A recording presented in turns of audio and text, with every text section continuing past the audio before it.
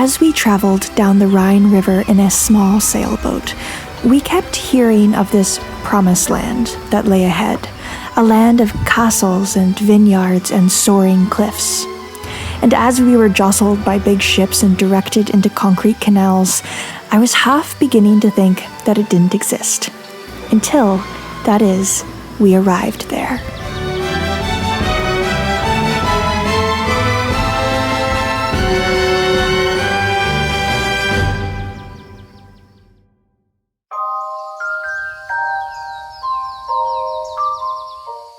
I'm Maya, and this is Aladino.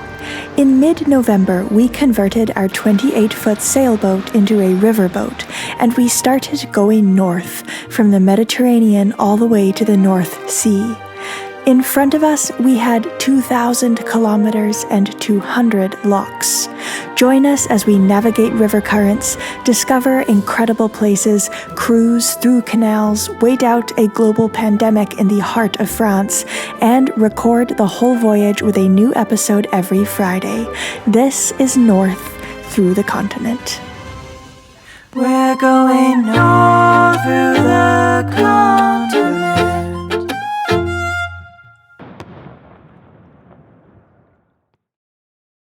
In the last episode, we arrived to the town of Worms, where we tied up for the evening. But now it was time to continue the adventure, and ahead of us were promised some lovely sights. Good morning. Warming up the engine, getting ready to leave Worms. There's such a small exit or entrance here, and you cannot really see... Oh, there is one. Because of the bend in the river, the barges come really close on this side, so that would make it difficult to go out. But right now, Peter, that we met here in the harbor, he said he's going up there, have a lookout, and just wave when the situation's good.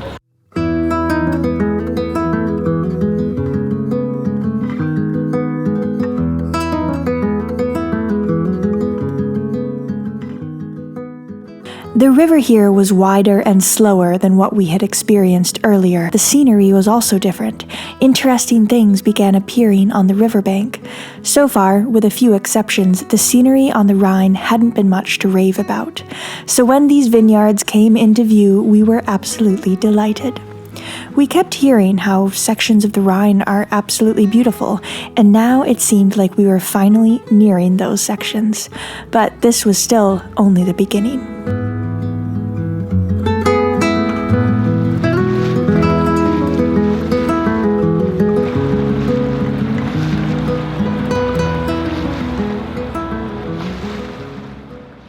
For all you English speakers out there, no, a wine gut isn't the snobbier equivalent of a beer gut. It's pronounced something like Weingut, and it means vineyard in German. Now look, I really promised myself I wasn't going to say anything about the German language, but it turns out that as a native English speaker traveling through Germany, it's pretty much impossible to keep a straight face all the time. This became apparent when we left the harbor of Worms this morning, and our friend on the dock cheerily called out, "Good fart," as we left. I turned to Aladino and asked, "Did he just say good fart?" Yes, he did. And that's apparently the German equivalent of bon voyage. I challenge you to keep a straight face when wished a good fart by a friendly person in a button-up shirt.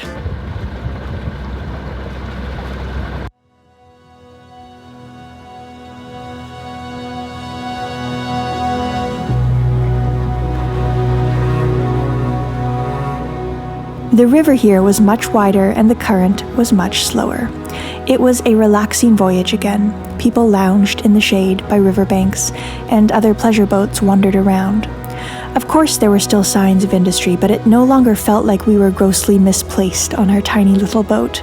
Slowly, I was warming up to the Rhine River.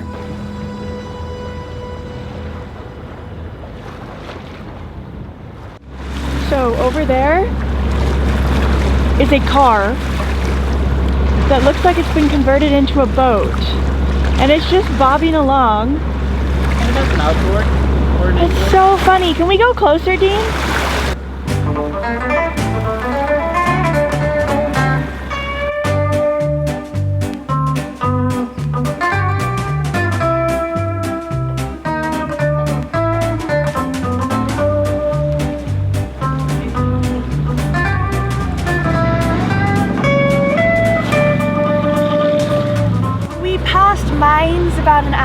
so ago.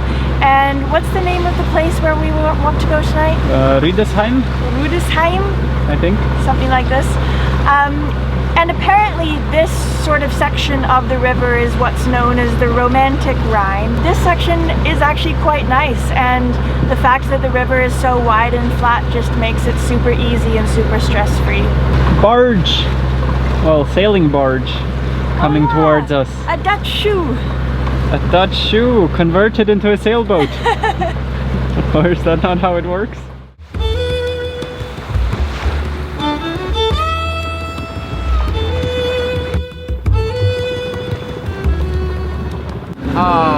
There's all these sailboats here in this harbor, and I feel like stopping here just to go look at them. I haven't seen sailboats in such a long time. I know.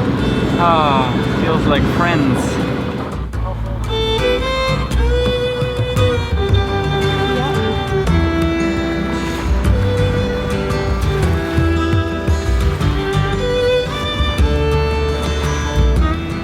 And then our destination for the night came into view. Rüdesheim, a town located on the southern end of the Rhine's most dramatic and legendary section. This section is famous for vineyards and castles and medieval towns as if straight from a storybook.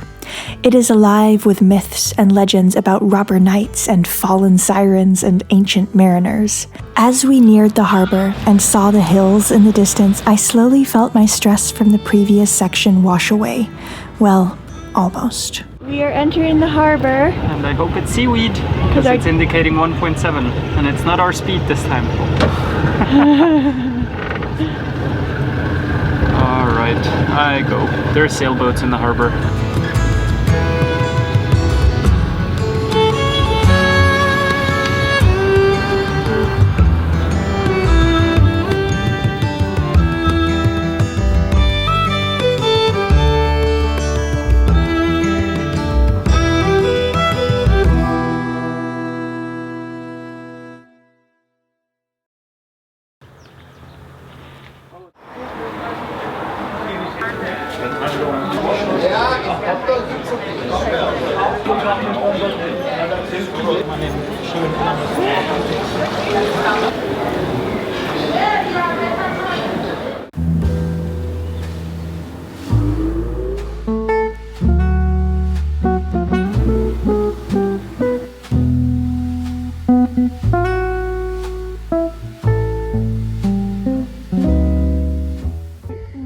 To go on this cable car tomorrow. I don't even know where it goes to, but it just grazes over all the vineyards. What a beautiful cable car. We're doing this tomorrow, Schatz.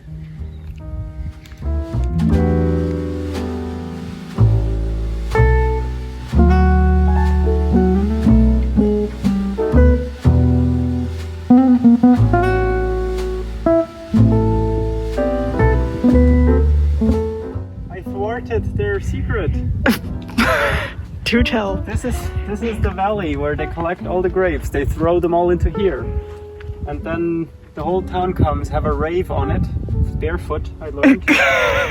And then here's the filter, and then the wine rolls down the valley, and then down there is where they place the barrels and then fill them. Do you think that's really true? It looks like they don't use it anymore. Easy. Solved. Mystery solved. You can call me Sherlock. I didn't even know that's a mystery we were trying to solve. Call me Sherlock. I don't know about that. Have a look.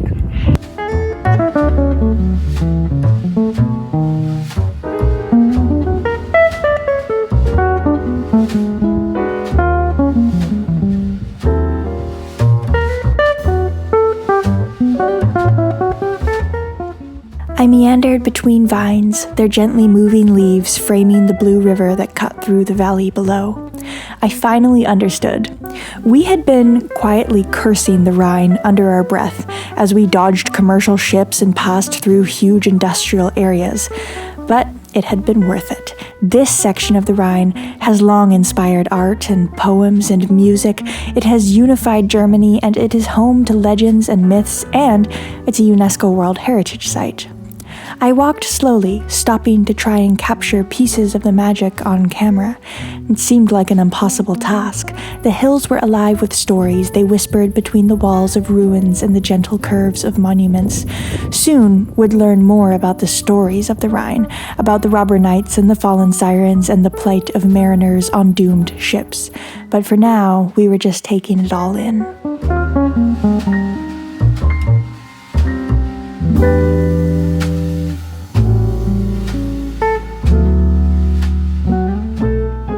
But despite the peace of the terraced hills, we kept casting nervous glances into the river below. So we're watching this barge try and go upriver here, and it's going so slow, and these barges are so powerful, and he's still going so slow, and even from up here we can see the current. It's going to be very interesting. You know, when we were planning this whole trip north through the continent, it was never our main intention to go down the Rhine River. We wanted to go through Belgium, but low water levels and losing so much time due to coronavirus made us think the Rhine might be a good idea. And we got a few comments from people who live in this area saying, you know, the Rhine's actually really beautiful. I don't think that you're going to be disappointed that you took it. And so far, I have not understood that at all. But now that we've entered this section, now I see the beauty. Now I see why so many generations of poets and artists and musicians have been inspired by the Rhine landscape and chosen to incorporate it into their art. Because there's a touch of magic about it in this area, in this section. And part of me wishes we didn't have to take the boat through the upcoming section, because I think that's going to be very, very challenging. Because the splendor of this landscape is due to these high soaring cliffs, and it also means that the river is very narrow. So it will be challenging for us. And I think we're going to have to be more focused on navigation than on the beauty around us, but we're going to take a few days to take it all in from land where we can be safe and secure on solid ground. And then we will take magic carpet through the rapids, so to speak. But that was still a problem for another day.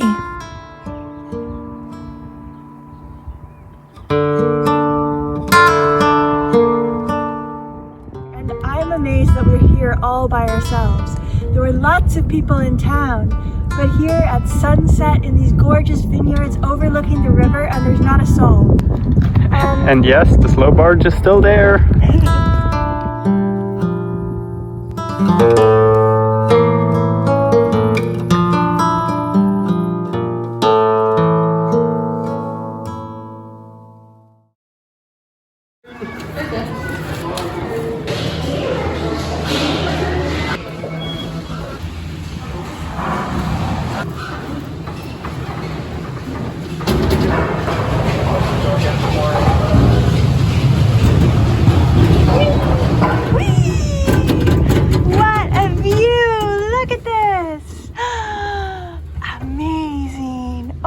Gosh. We've only just gotten on it. I love it already. I love it already.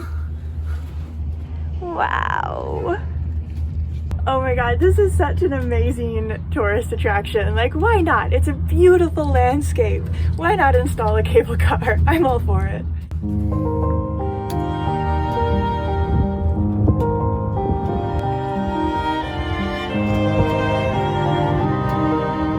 This is so lovely, and we asked at the ticket booth, and apparently there's a place where you can buy wine up here, so when we get to the top we'll probably have a drink. And then you might have noticed we have something in the backpack, so we've got some other plans as well. One cannot look at all these grapes and not have some wine.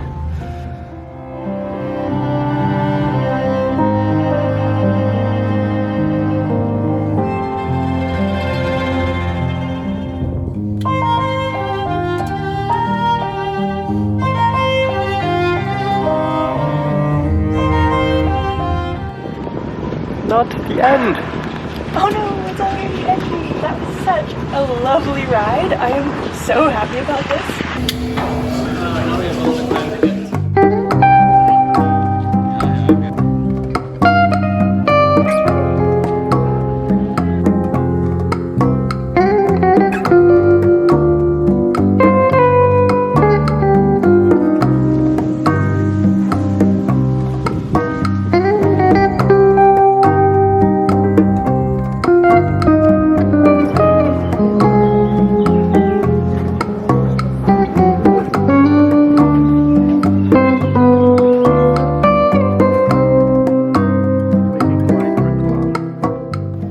So we just stopped at this really sweet little restaurant with a terrace overlooking all of the vines.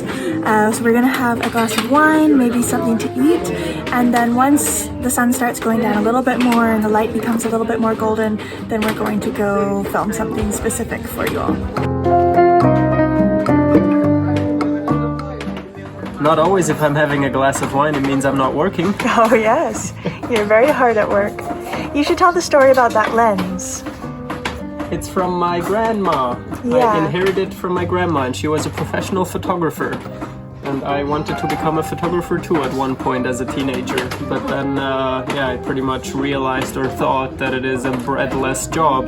Breadless. Yeah, that's it's a good German description, expression. but that works. So I steered away from it, but now I'm back, and I'm very happy that it fits on our camera, and it makes it our zoom lens. So we have a zoom lens which, thanks to this adapter, works on our body, and it's actually quite nice to have that versatility of changing from our wide angle to a zoom here and there once in a while. You should tell them a little bit about what your grandma photographed though, because I never got the chance to meet her, but she sounds like an amazing woman. Yeah, absolutely. Well, unfortunately, I didn't get to see them too much either, but they were very interested in South American culture, and actually they were living in Mexico, and she specifically, I think, focused on portraits of South Americans, so very cool. They traveled all through South America by donkey. Yeah, by donkey and all kinds of means of transportation. No, they were very adventurous. They lived in Mexico and they had a school there. Yeah, that's pretty cool. So that's her lens,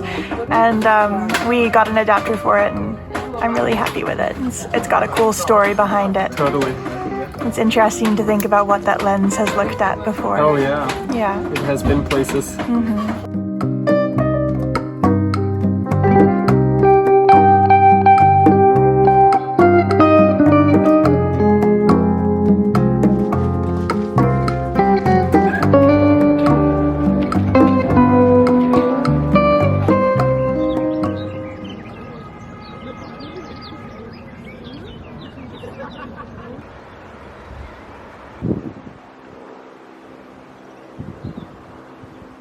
One, two.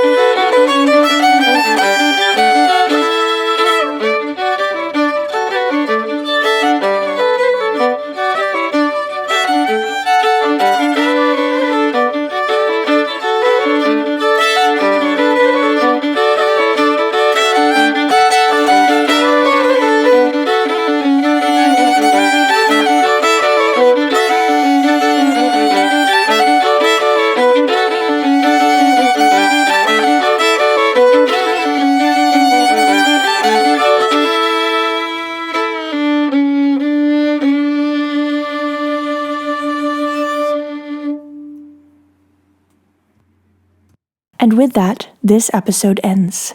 Join us next week as we discover more of this enchanting region. And a huge thank you to all of you for watching, and please give us a thumbs up and a subscription if you liked this episode. An extra big thank you to our patrons for making this and every episode possible. We really couldn't do this without you. And an extra big thank you to these folks who really go above and beyond to make sure that these episodes keep being produced every week. We'll see you all next Friday.